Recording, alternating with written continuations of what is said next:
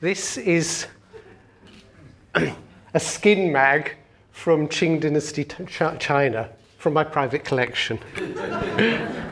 The pictures are absolutely stunningly erotic and beautiful until you see the crippled, bound feet of the women, and you realize the whole business of erotic imagery is actually a lot more nuanced and complex than we might think.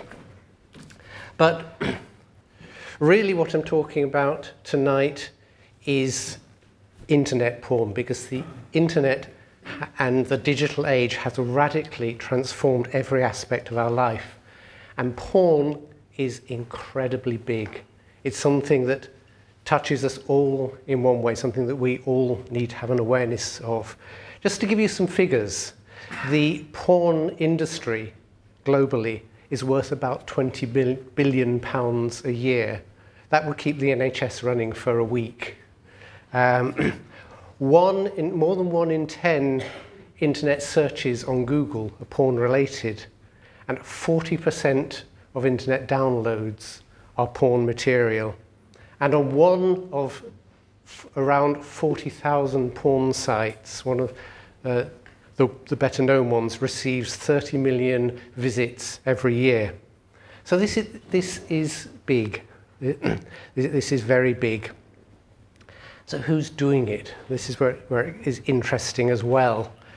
So statistics, they damn lies and all that, but these, I think, are representative figures.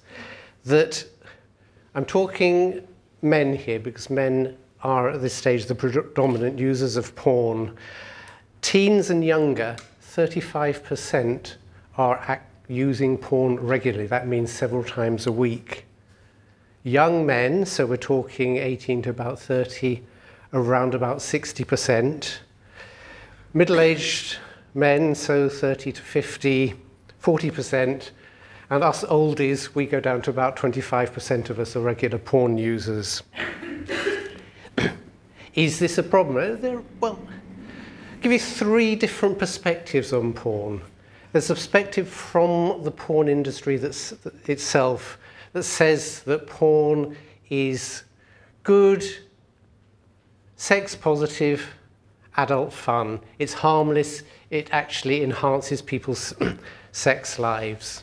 You have to bear in mind that the porn industry is not there to enhance people's sex lives. It's there to make profit, and to do that on a massive scale. Another common perspective is what I would call the feminist perspective, which is that porn objectifies and exploits women and turns men into abusers and rapists. So that's another very common perspective. A third perspective, I can't say perspective, can I? Perspective that most interests me, I will talk about most tonight because the majority of my work is with men, is that porn in fact objectifies and exploits men as much as it does women, and does so primarily because it is a highly addictive thing that has a similar effect on brain chemistry as cocaine or heroin. So, talk a little bit about what I see as the problems with porn. Let's talk about this addiction thing and how that works. So I want to introduce you to an aspect of all men, call him caveman. He is our basic primal biological programming. What happens to caveman when he sees, let's say, an image of a beautiful, attractive woman, or if he happens to be gay caveman, a beautiful, hunky man? What happens is a dramatic change in his brain chemistry. There's a vast surge of dopamine which creates the craving, yes, I want her, or I want him, or whatever. There is a big shot of oxytocin. We all think of oxytocin as the love hormone. And oxytocin creates bonding with the object of craving. And then there's a big shot of endorphins, and that's the high. That's the, yeah, this feels good, man. Now, caveman million years ago, the chances of seeing an available and attractive person, woman or man that he's attracted to, probably about twice a year, little tribes going around. And then we have the internet, and now those images are available thousands, literally, at the click of a mouse. So the brain simply cannot cope with this. So this natural mechanism of attraction becomes overloaded, and this actually leads to addiction. It's like an overstimulation of our natural processes and urges. Now, various things happen here. One is that with any kind of addiction, there is a process of desensitization.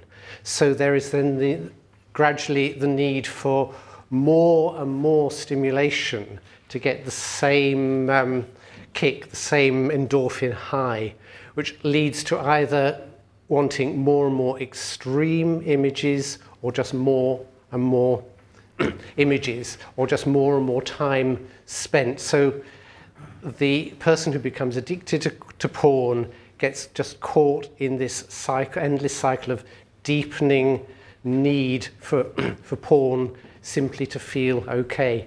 And with some of my clients, you know, they're actually watching porn 12 hours a day or something like that. Just as an aside, I'll come on to maybe mention more of this later.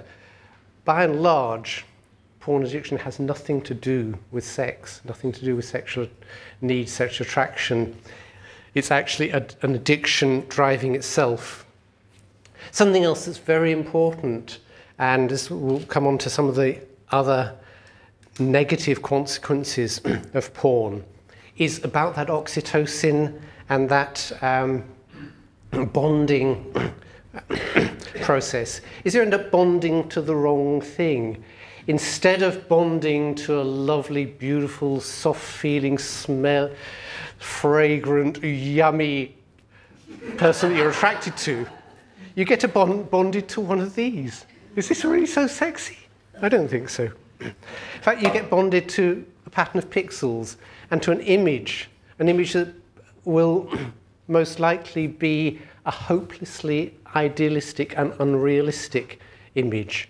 It narrows down the whole sensory experience of eroticism purely to the visual field. Another thing I've noticed with quite a few of my clients is that they actually watch porn with the sound switched off on the computer as well. So it becomes purely visual. What happens with this? If you ever watch porn, one of the things I actually get my clients to do is to get them actually to watch porn mindfully and consciously. So most of it is just fucking bad sex. And what is being programmed into the person's experience is bad sex. Nasty, brutish, and short, as the philosopher Hobbes put it in the 17th century. And where it's not bad sex, again, it is like this idealism. I've tried to look, I've often asked the question, is there such a thing as good sex? And yes, I found there are like very artistic, beautifully made, erotic things out there. But like take one site, like the erotic imagery of Petter Hegre, who's a Norwegian erotic photographer and filmmaker. His images are all of these unbelievably thin, unbelievably perfect, and I'll put that in very large inverted commas, women. They're nothing like real people. So the bonding, again, is going all haywire. Bad sex, unreasonable expectations, relationship problems, the loss of trust in relationship, the loss of bonding, as the porn addict bonds to his computer and not to his partner. Another interesting statistic, in America, 55% of divorce cases, excessive use of porn is cited as grounds for divorce. And another aspect, this is something that is really sad, that when someone gets caught in the porn trap, Yeah, 2 minutes, are we going to make it? They get lost in their own little alienated, dissociated world. They're no longer relating to the outer world. This is actually true of the internet generally. Anyway, speeding up now. Very quickly, who is at risk? Particularly young men. Our boys and young men are getting their primary sex education from porn. What effect is that going to have on their lives overall? We don't know. This is a new scenario. Personally, I think it's very worrying. One of the things I've been musing about is, can we make good porn for teenagers? Would that be an interesting way of counteracting what's out there? Then people who lack the social and, let's say, the bedroom skills to form meaningful relationships.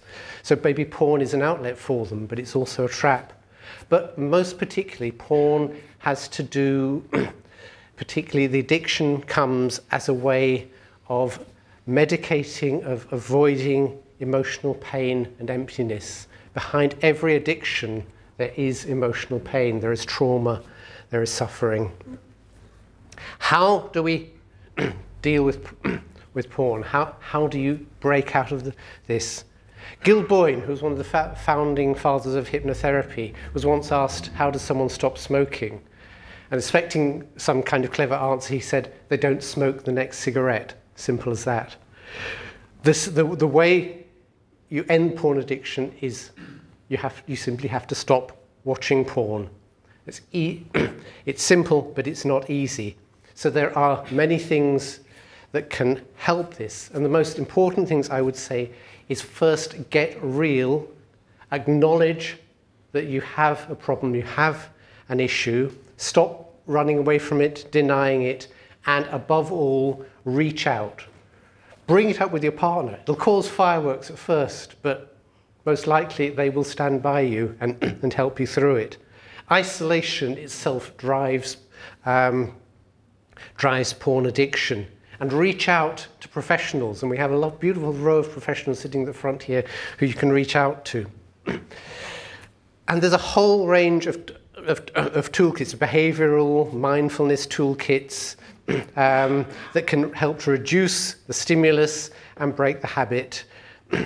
And finally, the most important thing is deal with the underlying emotional pain. My beloved and much missed Tantra teacher, Shakti Milan, had a phrase, the way through is the way through. And that is the way we get out of porn. So above all, if porn is an issue to you, reach out. The help is there. Okay, thank you very much for listening.